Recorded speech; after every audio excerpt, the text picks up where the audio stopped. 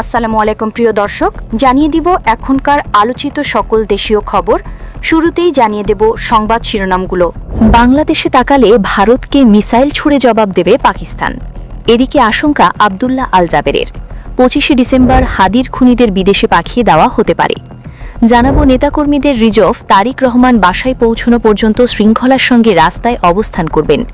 এবং সর্বশেষ জানাবো হাতিয়ায় চর দখল নিয়ে সংঘর্ষ, নিহত 5। প্রিয় দর্শক, এতক্ষণ দেখছিলেন সংবাদ শিরোনামগুলো, এখন জানাবো বিস্তারিত খবর।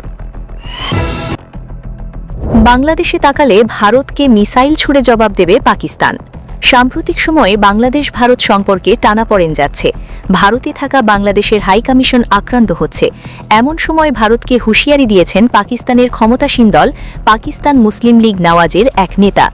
এক ভিডিও বার্তায় কামরান সাঈদ উসমানী নামের ওই যুবনেতা বলেন, ভারত যদি বাংলাদেশের সার্বভৌমত্বে আঘাত হানে, যদি কেউ বাংলাদেশের দিকে কুনজর দেয়, তাহলে মনে রাখতে হবে পাকিস্তানের জনগণ, পাকিস্তানের সশস্ত্র বাহিনী এবং আমাদের ক্ষেপণাস্ত্র খুব দূরে নয়। উসমানী বলেন, বাংলাদেশে যদি ভারত অখণ্ড ভারত চিন্তাভাবনা চাপিয়ে দেওয়ার চেষ্টা করে, তাহলে পাকিস্তান এটি সহ্য করবে না। সীমান্তে বিএসএফ বাংলাদেশকে বিরক্ত করছে এবং বাংলাদেশকে হিন্দু রাষ্ট্র বানানোর চেষ্টা করছে। তিনি এ সময় বাংলাদেশ ও পাকিস্তানের মাঝে আনুষ্ঠানিক সামরিক জোট গঠনের আহ্বান জানান। উসমানী বলেন, আমাদের প্রস্তাব হল বাংলাদেশে পাকিস্তানের সঙ্গে সামরিক জোট গঠন করা উচিত, বাংলাদেশে পাকিস্তানের আর পাকিস্তানে বাংলাদেশের ঘাঁটি স্থাপন করা উচিত।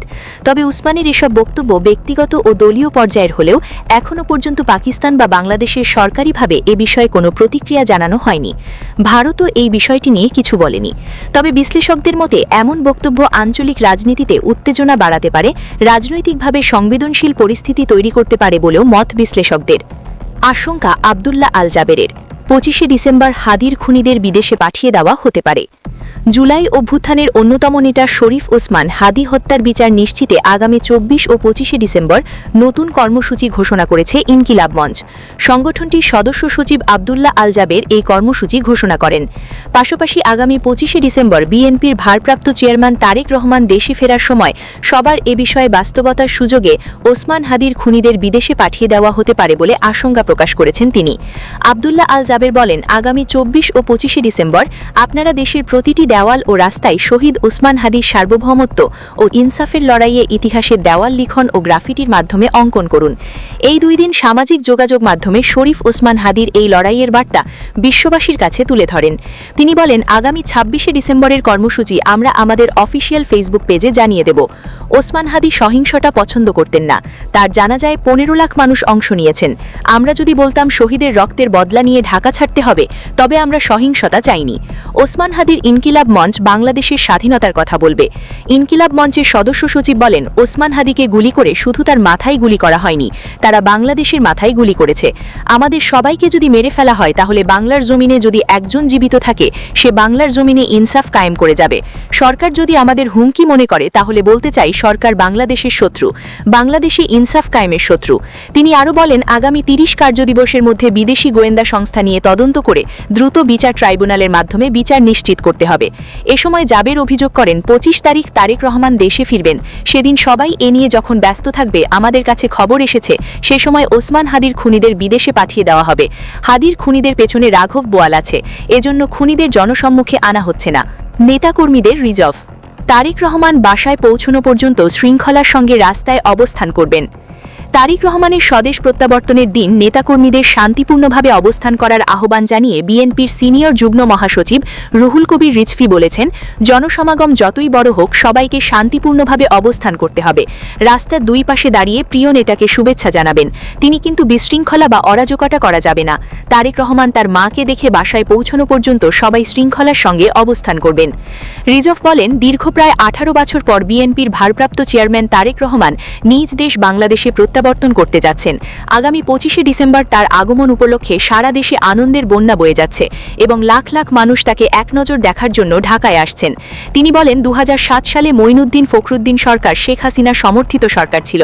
সেই সরকারের সময় বিনা কারণে তারেক রহমান গ্রেপ্তার করা হয়, নির্মম শারীরিক নির্যাতন করা হয়। সে নির্যাতনের পর উনাকে পিজি হাসপাতালে চিকিৎসাধীন থাকতে হয়। বিএনপি সিনিয়র যুগ্ম মহাসচিব বলেন, তারেক রহমান চিকিৎসার জন্য বিদেশে যাওয়ার পর শেখ হাসিনা সরকার একের পর এক মিথ্যা মামলা দিয়ে তাকে দেশে ফিরতে বাধ্য দেয়।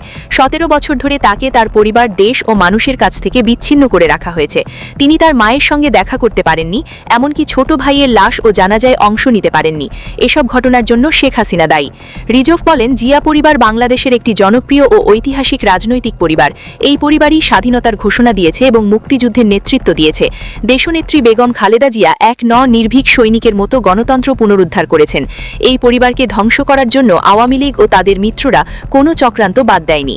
তারেক রহমানের আগমন প্রসঙ্গে তিনি জানান, 25শে ডিসেম্বর তিনি দেশে নেমে বিমানবন্দর থেকে এভারকেয়ার হাসপাতালে যাওয়ার পথে 300 ফিট এলাকায় উপস্থিত জনসমাগমের উদ্দেশ্যে একটি সংক্ষিপ্ত শুভেচ্ছা বক্তব্য দেবেন। এরপর তিনি তার মাকে দেখে বাসায় ফিরবেন। নিরাপত্তা প্রসঙ্গে বিএনপির এ নেতা বলেন, আমরা সরকারের কাছে তার পর্যাপ্ত নিরাপত্তার দাবি জানিয়েছি। সরকার আমাদের আশ্বস্ত করেছেন যে তার নিরাপত্তা নিশ্চিত করা হবে। দলীয়ভাবেও নেতাকর্মীরা তার নিরাপত্তায় সর্বোচ্চ দায়িত্ব পালন করবেন। হাতিয়ায় চর দখল নিয়ে সংঘর্ষ, নিহত 5। নোয়াখালীর হাতিয়ায় চর আতাউর ও ঝাগলার চর দখল নিয়ে দুপক্ষের সংঘর্ষের ঘটনা ঘটেছে। এতে এখনও পর্যন্ত 5 জন নিহতের খবর পাওয়া গেছে। সকালে উপজেলার ঝাগলার চর এলাকায় এ ঘটনা ঘটে। ঘটনার সত্যতা নিশ্চিত করেছেন হাতিয়া কোস্টগার্ডের মিডিয়া কর্মকর্তা লেফটেন্যান্ট কমান্ডার আবুল কাশেম। তিনি জানান, সকালে ঝাগলার চরে দুপক্ষের মধ্যে বন্দুকযুদ্ধের খবর পাওয়া গেছে এবং এতে একাধিক প্রাণহানির ঘটনা ঘটেছে। স্থানীয় সূত্রে জানা যায়, ঝাগলার চরের জমি এখনও পর্যন্ত সরকারিভাবে কাউকে বন্দোবস্ত দেওয়া হয়নি। এই সুযোগকে কাজে লাগিয়ে 5ই আগস্টের পর জাহাজমারা ইউনিয়নের শামসু বাহিনী ওই চরের বিপুল পরিমাণ জমি অবৈধভাবে বিক্রি শুরু করে। এরই মধ্যে সুকচর ইউনিয়নের আলাউদ্দিন বাহিনী চরের জমি দখলে নিতে তৎপর হয়ে ওঠে। এক পর্যায়ে আলাউদ্দিন বাহিনী আরও বেশি দামে একই জমি বিক্রি শুরু করলে দুপক্ষের মধ্যে বিরোধ সৃষ্টি হয়। সকাল আনুমানিক 10টার দিকে ঝাগলার চরে জমি দখলে কেন্দ্র করে শামসু বাহিনী ও আলাউদ্দিন বাহিনী মুখোমুখি অবস্থান নেয়। এক পর্যায়ে উভয় পক্ষের মধ্যে বন্দুকযুদ্ধ শুরু হয়।